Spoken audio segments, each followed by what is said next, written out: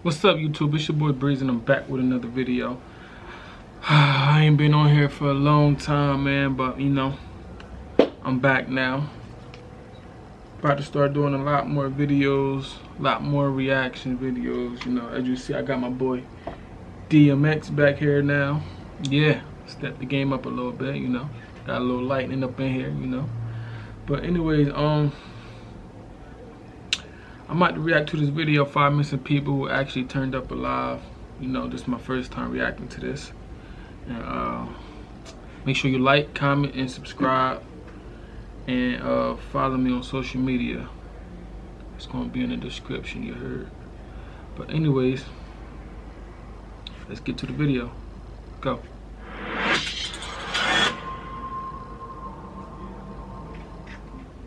Five missing people who turned up alive, part 3. I ain't even In see this part video, one, though. Fact Faction takes a look at 5 more people who were once missing but eventually turned up alive. This list features a dementia sufferer, prolonged periods of captivity, and some welcome happy endings. On June 4th, 2002, 14-year-old Elizabeth Smart went to bed as usual in the home that she shared with her parents and 5 siblings in Salt Lake City, Utah. In the early hours of the following morning, she was kidnapped by a man who illegally entered her home. She shared the room with her 9-year-old sister, Mary Catherine, who disturbingly heard the entire scene unfold while she pretended to be asleep. Too scared to intervene, she was left to listen fearfully as she watched her sister get dragged away. Hold up. I understand that they young and all, but that was me and my sibling. We was jumping, and we're not going to sit there and let nobody come in my room touching my sister. It don't matter how old we is, yo. We gonna stroll you out, straight up. We gonna roll you out. Why the fuck is these ambulance going down the street like that? They don't have nowhere to go. Pissing me off. But yeah, anyways, man, we was always gonna stroll him out, straight up. We gotta jump you, bro. I can't sit there and let you do that. I can't watch that. No, you gotta get it now. In a statement which eerily described the crime, Mary Catherine told reporters that the kidnapper, though armed with a knife, was softly spoken, well-dressed, methodical, and even polite. When Mary Catherine deemed it safe to leave her bed, she told her parents what had happened. They initially believed that she was having a nightmare and searched the home for their daughter. Mary Catherine insisted, telling them, "You're not going to find her. A man came and took her. He had a knife." So your daughter come and tell you that somebody came and took your daughter, he had a knife, and you're not going to believe her? You searching for the crib. She just literally told you somebody took her. You going to sit there and not believe her? Hate parents like that, yo. Like, you have to believe your kids, man. Like, what's good with y'all? After realizing the truth, the family contacted the police and a hunt for the kidnapper began, with a bounty set at $250,000. For 4 months, all searches led to false starts. In October, Mary Catherine claimed that the voice she had heard during the kidnapping was familiar to her. What if it was her dad? The family had a reputation for helping unemployed people by kindly allowing them to work on jobs at their home. One of these men, known to the family as Emmanuel, allegedly sounded just like the man who had taken Elizabeth. Police released an e-fit of this man to the public. Shortly after the release of the sketch, police were contacted by a Mitchell family, who claimed that this man was a member of their family, Brian David Mitchell. After a hunt began, he was found traveling with Elizabeth Smart, who was disguised in a gray wig, sunglasses, and a veil. He was also accompanied by his wife, Wanda Barzee. This man had a wife, though? And recognized Elizabeth. She had been with the pair for 9 months. Both Mitchell and Barzee were subsequently arrested. During trials, Mitchell exhibited strange behavior, with many professionals claiming that he was unable to stand trial due to psychosis and other issues. During one hearing, he screamed at a judge, compelling him to, quote, "forsake those robes and kneel in the dust." Many of his claims in Fuck that. I ain't trying to hear no, oh, he crazy, he need to go to the crazy house. Nah, I ain't trying to hear none of that. That's why, listen, if I'm a judge, I'm not trying to hear none of that, boy. You knew exactly what you was doing when you did that. You and your wife knew that. They knew exactly what they was doing. Exactly what they was doing. They don't need to go to no goddamn crazy house. What's wrong with them? Ugly ass. Behaviors were related to his Christian religious fanaticism, which he would often preach about on the street throughout his life. This After nigga her beard release, needs some Elizabeth moisturizer. revealed many disturbing details about her treatment. In line with his odd beliefs, Mitchell would write his own scripture and ask Elizabeth to read it aloud. He would also pray for the two to have sex before raping her, sometimes numerous times a day during the entire 9-month period. Mitchell himself believed he was the chosen soldier to fight the Antichrist. For months. Bro, how you gonna sit here and say you is the soldier that's gonna fight the Antichrist? Nigga, you is the Antichrist. You kidnapping people, raping them, doing all sorts of stuff. Like, man, tell him to go ahead with his life, please. Elizabeth was kept in the woods near Salt Lake City and repeatedly molested, assaulted, and treated like a slave. On the day of her kidnapping, Elizabeth was forced to undergo a makeshift wedding ceremony, becoming what Mitchell believed to be his second wife. He allegedly hoped to gather a total of 7 wives throughout his life. Around 6 weeks after her kidnapping, in a conversation with Mitchell, Elizabeth mentioned her 15-year-old cousin. Mitchell later attempted to break into the cousin's home in order to kidnap her. He failed to do so. Elizabeth was often left chained to a tree for days without food. For the majority of her ordeal, she lived with her kidnappers in the woods. At one point during the 9 months, she could hear her uncle calling out in one of his many routine searches. Terrified that Mitchell would harm her family as he'd so often claimed, she was too scared to shout for his attention. She would habitually avoid shouting for help, terrified of the consequences for her family. On the rare occasions they would go elsewhere, Elizabeth was made to wear a headscarf. During one of these outings in a city library, an officer who suspected that the scarfed girl was Elizabeth approached Mitchell. Mitchell managed to convince the officer that she was, in fact, his daughter. In November 2009, Wanda Barzi was sentenced to 15 years for her role in the kidnap. She don't deserve 15 years, yo. She deserved to do way more than 15 years. For kid, like, come on, man. You kidnapped somebody else's kid, bro. It's not even your kid. Like, why would they give her 15 years for that? It's not her kid. That's why if I was a judge, man, look, they would really hate me.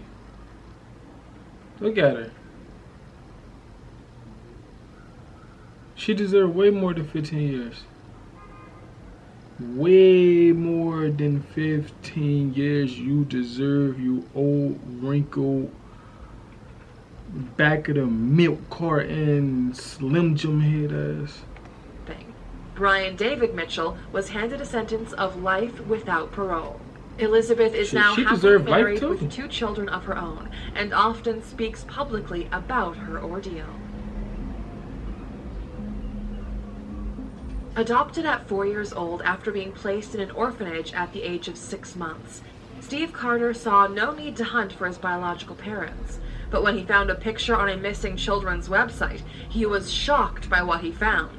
An estimated composite image of a missing child looked a lot like him. Dang, that's crazy. He didn't even know he was missing. Moriarty Barnes had been missing for 34 years, but now... Damn, yo. 34 years he been missing. He never knew he was missing. That's crazy. You just walking and you see a picture on a random post and it's you screaming missing. That's crazy, yo. They kidnapped that man when he was a baby for 34 years. 34 years of his life. He never knew that he was missing. Wow. Now he was found, and he had found himself.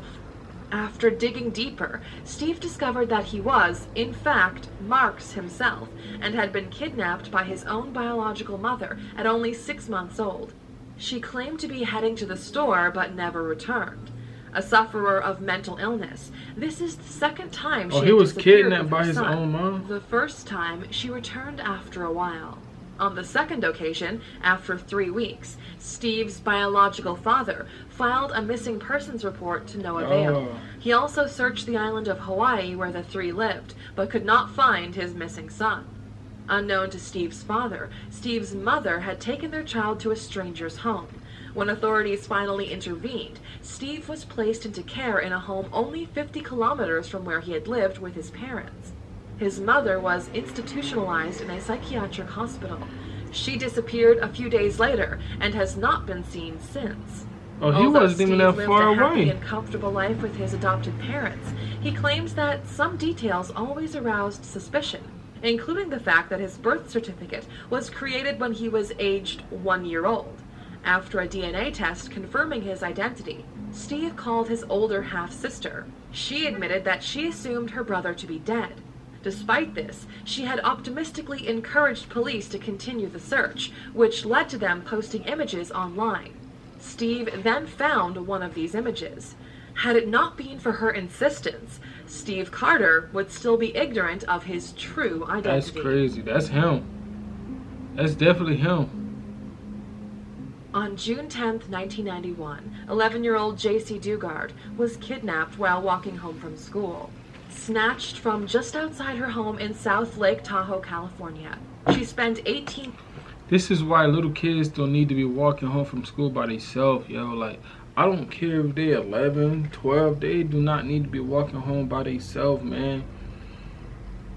This is the type of stuff that happens, like, especially in them type of neighborhoods. I don't, man, look, my kid not walking home by themselves. I don't care. Pick your ass up, drop your ass off. I don't care. What you gonna do, beat me? Can't beat me. I'm your parent. Years in captivity, renamed Alyssa, and held in a backyard shack at the They need rear to of clean her that up, captor's man. That's home. a shame. Her captors were Philip Garrido, a convicted rapist, and his wife, Nancy. They had transported her almost 200 kilometers to their home in San Francisco. In her almost 2 decades of captivity, JC was repeatedly raped and tortured. That's Immediately crazy, after kidnapping her, I don't know how Garrido forced people can Dugard do to take that, a shower yo. with him. She was wearing handcuffs, which she continued to wear for her first week with the pair. Garrido later explained to Dugard that demon angels had permitted him to take her and that she was there to help with his sexual problems. He claimed to They be a deserve to servant do life. of God. No lie. He also Do kept life. a Go religious ahead. blog and insisted that he was able to control sound with his mind. During methamphetamine binges, Garrido Oh my goodness. Now this nigga think he Matilda or something, man. would make JC attempt to listen to the voices he could hear in his head. He would dress JC up and make her cut images out of pornographic magazines. Garrido and his wife, on 2 occasions, gave kittens to JC, which then disappeared without explanation. JC was also not permitted to write or say her name during the majority of her ordeal. Around 3 years into her captivity, JC was freed from her handcuffs, but continued to be kept in a bolted room. She was informed that she may be pregnant. She gave birth to 1 child at the age of 14 and another at the age of 17. They need to clean that up now. Both were the Come on result now. of Garrido's repeated rapes. What's wrong with y'all? Garrido instructed JC to tell her daughters that they were, in fact, her younger siblings, and all 3 were to refer to Nancy as their mother. JC kept herself busy during the rest of her captivity by caring for her daughters. Though their living quarters changed throughout the years, they spent most of their time living in an area in the backyard, consisting of sheds, tents, and a high fence. That looked like One a of straight these sheds was junkyard, yo. soundproofed and used by Garrido to write, sing, and record religious songs and romantic country tracks. In August 2009, over 18 years after kidnapping JC, Garrido visited an FBI office with a 4-page essay claiming he had unlocked the secrets to helping people who were tempted by sex crimes. On the same day, he visited a University of California office, accompanied by JC's 2 daughters. He requested to hold a special religious event about his findings.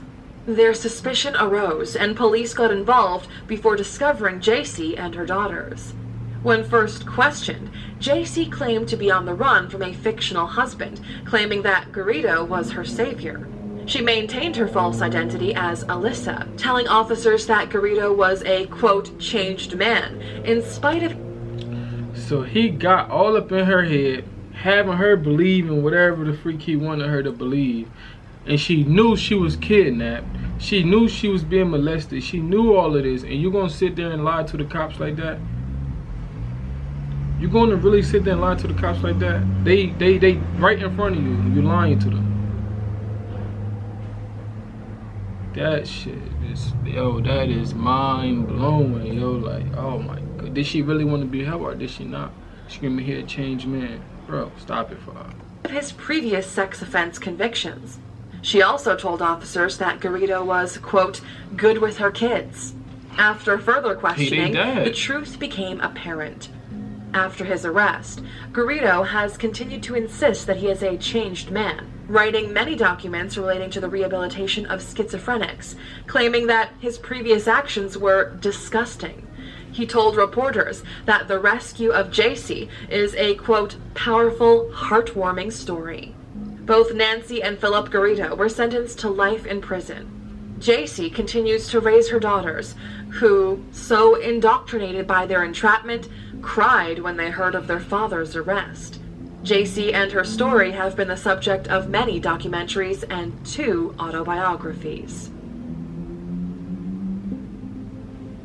When 9-year-old Gregory Jean Jr. visited his Atlanta-based father in 2010, he never returned. His mother declared him missing, but Child Services were unsure of where to look. They did not inform police of the disappearance.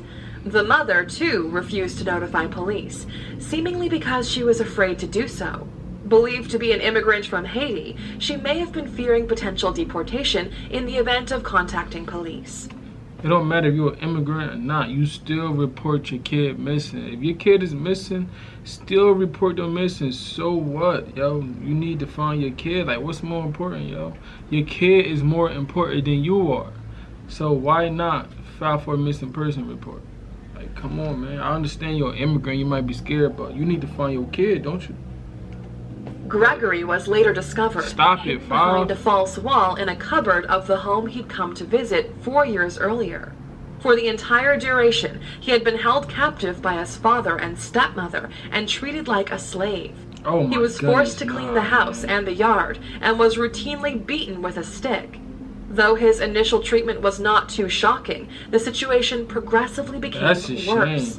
The pair allegedly kept Gregory in order to avoid having to pay child support. What? Aged 13 upon his discovery, he told reporters, quote, any little thing and I would get a whooping. My stepmother made me write out words from the dictionary in a school book every morning, and if I did not finish the words before 8:45, I would not get any food for breakfast, and if I had not finished by 12, I would not get anything to eat for lunch. Gregory was forced to sleep in the garage with only a thin blanket while his step-siblings enjoyed a normal and comfortable life inside the family home. He was also banned from celebrating Christmas as a punishment for talking. He was starved, beaten, and humiliated, and often forced to use a bucket as a toilet. Allegedly, the family would often watch him defecate. On another occasion, he was stripped naked and forced to wear a diaper. He claims to have cried almost every night, but kept faith that he would be rescued by his mother. Gregory managed to save himself by sending a Facebook friend request to his mom, which alerted her to his whereabouts. He was then able to call his mother, who contacted police. Gregory's father and stepmother were charged with child cruelty and false imprisonment, but Gregory begged for mercy on their behalf, telling reporters, I just want to be free to live my life and let them live theirs. Gregory is now happily living with his mother once again. That's crazy. When 73-year-old Robert McDonough went missing from his main home in May of 2013, they deserve to get life, searches began almost immediately. The man, who suffers from dementia, could not be located in searches of the nearby woods, which included sniffer dogs and an infrared helicopter. Hold up. Like, how you do that to your own fucking kid, yo? Like torturing him like that, having him sleep in the garage and everything, bro. Then you got that ugly ass girl, fat as hell. Like, come on, man. Like, that's crazy. That's sad, man. That's so sad, yo. I don't understand how people can do that. Like, I don't know. I don't understand how you can do that to a stranger. Like, that's really sad and fucked up, to be honest with me, man. Copter. 14 hours later, Stop a news it, team File. were ready to report upon his disappearance in the hope that members of the public might be able to help. Just before filming began, a man casually approached the crew with his hands in his pockets. Unbelievably, this man was Robert himself. He began to talk with reporters, confirming his identity. We won't. How are you? Yeah.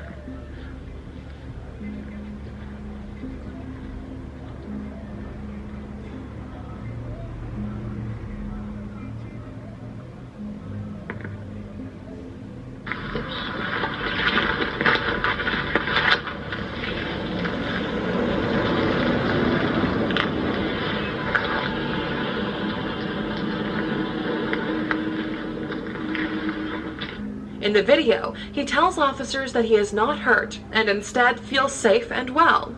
It is believed that he wandered into the woods and got lost before finally returning the next day. Robert has no memory of why he left his home or where he slept. A member of his family said they are considering giving him a GPS tracker in order to find him if he ever walks off again. Authorities claim they were confident of finding him eventually, though Robert himself saved them from having to do so. Well, sometimes timing is found everything, dope. Aaron and He Shannon, and found good him. news and a happy ending right now. The gentleman behind us you're looking at, that is Robert McDonough. We were doing our last live shot at the bottom of the hour, and we saw a gentleman just kind of walk up behind us, and he identified himself as Bob McDonough. Of course, wardens say he has dementia here, and he's been missing for the last 16 hours. We, of course, will have much more on this tonight on News 8 at 6 and our website at WMTW.com. So we'll send it back to you on that happy note here from Wilmington. That's crazy, yo. Thanks for watching. Oh man, that's crazy, yo. Like, listen, if your kids or a relative is missing, search for them until you find them. And no matter how long it takes, you search for them until you find them. If you find a person who kidnapped your kid or whatnot, listen,